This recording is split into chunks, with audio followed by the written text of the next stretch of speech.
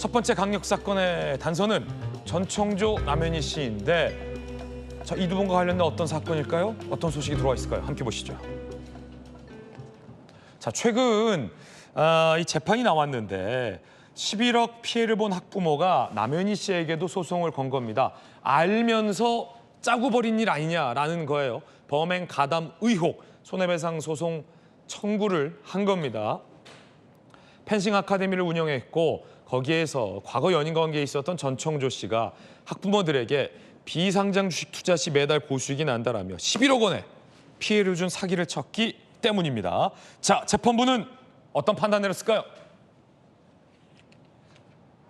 남현희 씨에 대해서 전청조의 거짓말에 속아서 실체를 알지 못했다, 책임 없다라며 학부모가 제기한 손해배상 청구를 기각한 겁니다. 이게 지금 논란인데, 자, 개인적으로 이런 어떤 이 범죄인들의 어떤 심리 이런 거 면밀하게 파악하시잖아요. 예. 아직도 논쟁적인 게 과연 남현희 씨는 전청조에 대해서 어디까지 알고 있었을까? 정말 어디까지 몰랐던 걸까? 일단 뭐 성별을 몰랐다는 게 이게 말이 되냐 이런 거였잖아요. 예. 핵심은 그거죠. 전청조의 사기를 어느 정도까지 인지하고 있었는가. 그렇죠. 핵심적인 거. 근데 이제 개인에 대한 것과 그의 재산 이 두 부분이 좀 분리되는 부분이 있을 수 있고요.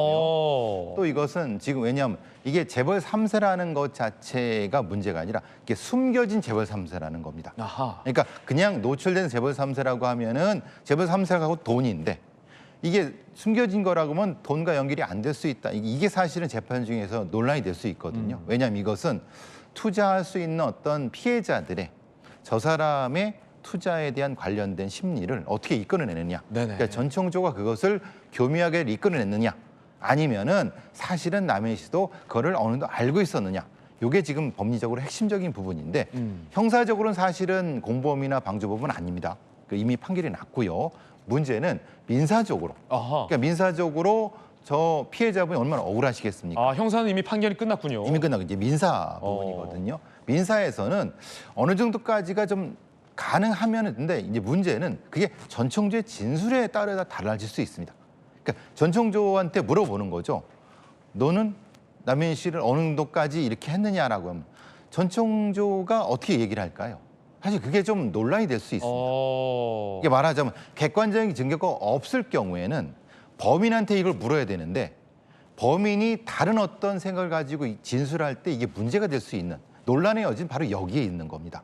그러니까 객관적인 사실만 있다고 하면 이건 논란의 여지가 되지는 않습니다. 근데 그게 없는 상황에서 이제 문제는 재판부는 그걸 판단하는데 저렇게 일종의 추정할 수밖에 없는 상황이죠. 그렇군요. 일단 1심 판단에 따르면 남현희 씨도 속았다. 예, 속았다. 전청조의 정체를 알지 못했다라는 거거든요. 남현희 씨 얘기 한번 들어보시죠. 2023년 10월 발언입니다. 혼란스럽고요. 억울하고요. 어떻게 한 사람이 이렇게 많은 사람들을 가지고 놀 수 있는지도 이게 현실이 맞나 싶기도 하고요. 운동선수로만 20몇 년을 살다 보니 제가 이런 부분에 대해서 좀 무지한 게 많았던 것 같아요. 정말 죄송하게 생각하고 저도 너무나 안타깝고 황당하고.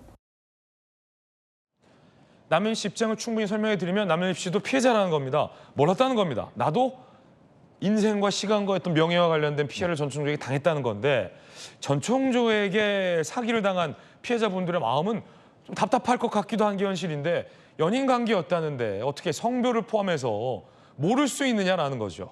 그렇죠. 동성인데 어떻게 남성으로 인지를 하느냐라는 것이 핵심적인 부분이거든요. 그러니까 그것도 알았을 것이라고 하면은 당연히 어느 정도 방조했을 수 있다라고 하는 것이 피해자 쪽의 주장인 겁니다. 성별을 알았다면 저 사람의 실체도 사기꾼이라는 걸 당연히 알았을 것이다. 알면서도 그냥 묵인했다라는 것이 피해자 쪽의 주장이고 일견 타당해 보일 수도 있습니다.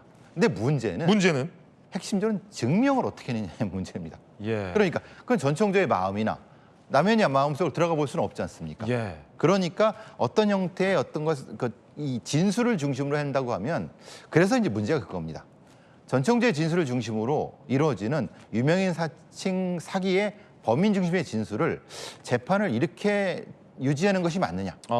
아니면 피해자 쪽에 어느 정도의 조사권을 줘갖고 조금 더 나가는 것이 맞느냐가 이게 사법 시스템 자체에 대한 문제도 조금 있을 수 있습니다. 지금 상태도. 네. 왜냐하면 너무 억울하지 않습니까? 네. 피해자들은. 남현희 씨는 이 성별 포함해서 속았다. 다 몰랐다는 겁니다. 예, 라고 현재 주장을 하고 있는 상황이고요. 형사 사건에서는 이 남현희 씨와 관련된 어떤 가담성도 없는 걸로 현재는 결론이 났다라는 말씀도 드립니다. 전청주의 얘기 한번 들어보시죠. 2023년 10월 발언입니다. 남현희 씨 주유금 갚아주고 남현희 씨 차 사주고 남현희 씨 딸에게도 용돈 이렇게 쓰이기도 했고 남현희 씨 어머님한테 배달 용돈 드렸고 남현희 씨 명품 뭐 이런 것들 카드값 내주고 물론 이건 전청주의 주장이에요. 예. 그러니까 말하자면 이게 공동 수익자라는 의미입니다. 나랑 같이 수익을 같이 얻었지 않느냐?